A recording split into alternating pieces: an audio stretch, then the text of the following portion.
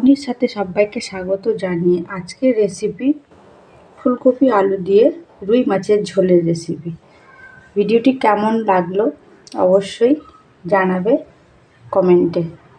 তাহলে চলুন রেসিপিটি দেখে নেওয়া যাক। এখানে আছে 6 পিস রুই মাছ, নুন হলুদ মেখে রেখেছি অনেকক্ষণ। এবারে মাছটা আমি ফ্রাই করে নেব। আর এখানে ফুলকপি আলু, একটা টমেটো আছে, তো ফুলকপি আলু কাটা হয়ে গেছে। এগুলো আমি নিয়ে ফুলকপি আলু দিয়ে রুই মাছের ঝোল রেসিপি শেয়ার করব। তাহলে বন্ধুরা দেখতে থাকুন রেসিপিটি। কড়া বসিয়ে দিয়েছি গ্যাসটা অন করে। এবার এখানে আমি সরষের তেল দিয়ে দেবো পরিমাণ মতো। মাছ ভাজার জন্য সরষের তেল দিয়ে দিলাম। তেলটা এখানে ভালোভাবে গরম করে নিতে হবে। গরম না করে নিলে মাছগুলো গায়ে জড়িয়ে যাবে। তেলটা গরম হয়ে গেছে, ধোঁয়া উঠছে। মাছগুলো এবার আমি একটা একটা করে দিয়ে ভেজে নেব।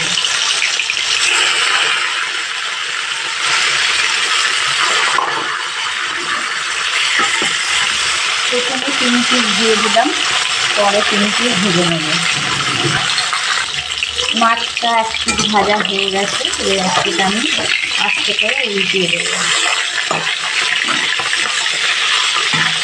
বেশি কড়া করে ভাজি না, ঠিক এইভাবেই ভেজে নেব মাছটা। মাছ ভাজা হয়ে গেছে, তুলে নেবো একটা পাত্রে। বাকি যে 3 পিস আছে এইভাবে ভেজে নেব।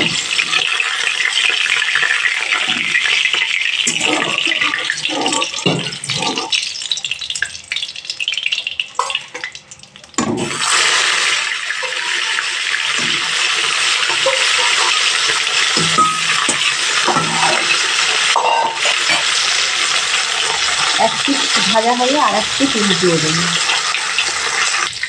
মাছ ভাজা হয়ে গেছে, তুলে নেব। প্রথমে আমি আলুগুলো ভেজে নেব। আলুগুলো একটু হালকা ভেজে নেব নুন আর হলুদ দিয়ে।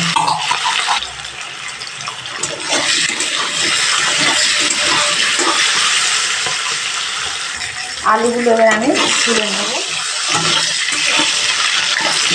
এরপরে ফুলকপিটাও ভেজে নেব। আপনারা চাইলে ফুলকপি এখানে ভাপিয়ে নিতে পারেন। আমি এখানে ভেজে নেব। ভেজে নিলে কি তরকারির স্বাদটা আরও বেড়ে যায়। যে তেলটা আছে ওই তেলেই ভেজে নেব। আমি নুন হলুদ এখানে আর দেওয়ার প্রয়োজন নেই।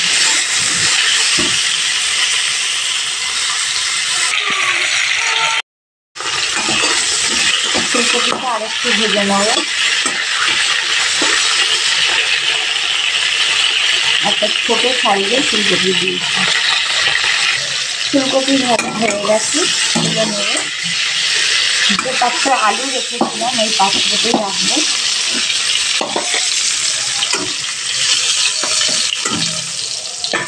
ঝোলের জন্য এখানে আরেকটু পরিমাণ আমি সরষের তেল দিয়ে দিলাম। তেলটা গরম হয়ে গেছে। এখানে আমি পেঁয়াজ আর কাঁচা লঙ্কা দিয়ে দেবো। তার আগে দেবো একটু 5 ফোড়ন। 2-1 সেকেন্ড ভেজে নেব। এখানে আমার 5 ফোড়ন ভাজা হয়ে গেছে। এখানে কুচানো পেঁয়াজ একটা মিডিয়াম সাইজে দিয়ে দিলাম ঝোলের জন্য।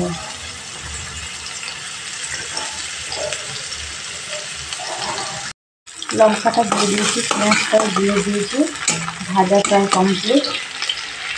এবার এখানে মশলা হিসাবে 1 চামচ হলুদ, ধনের গুঁড়ো 1 চামচ, জিরের গুঁড়ো 1 চামচ, গোলমরিচের গুঁড়ো 1 চামচ। এখানে আর অন্য কোনো মশলা আমি দেবো না, কোনো কাশ্মীরি লঙ্কার গুঁড়োও দেবো না।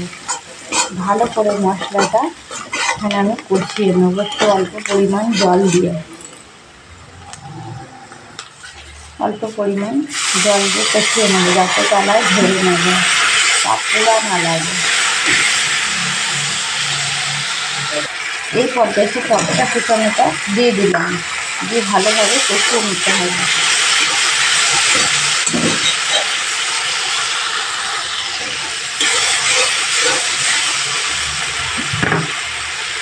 এক চামচ লবণ দেবো ঝোলের জন্য। এই টমেটো ভালো করে কষিয়ে নিতে হবে। লবণটা দেওয়া হলে কি টমেটোটা গলে যাবে তাড়াতাড়ি, মানে সিদ্ধ হয়ে যাবে। মশলার সাথে টমেটো কষানো হয়ে গেছে। আলু ফুলকপিগুলো এবার আমি এখানে দিয়ে আরও ভালো করে কষিয়ে নিতে হবে।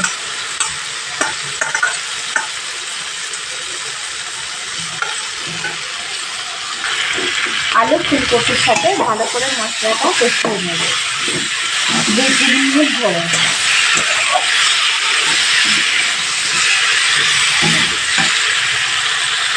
এই পর্যায়ে কড়াইশুঁটি কিছুটা দিয়ে দিলাম।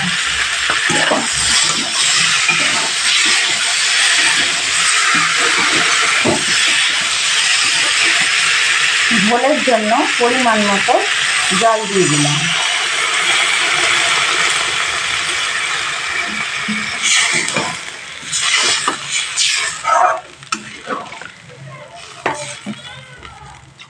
পাঁচ মিনিট মতো ফুটিয়ে নেব আলু ফুলকপিটা সিদ্ধ হওয়ার জন্য।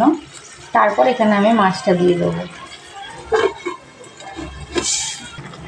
5 মিনিটের মাঝখানে একবার আমি দেখিয়ে দিলাম। আলুটা গলে গেছে একটু দেখে নেব, আর একটু বাকি আছে, হলে তারপর আমি মাছগুলো দিয়ে দেবো। 5 মিনিট পরে ফিরে এলাম। আলুটা সিদ্ধ হয়ে গেছে। মাছগুলো এবার আস্তে আস্তে আমি এখানে দিয়ে দেবো। বাটিতে যে তেলটা আছে তেলটাও আমি দিয়ে দিই।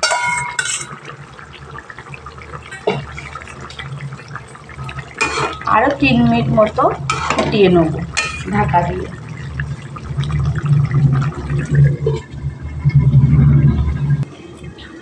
3 মিনিট পরে ফিরে এলাম।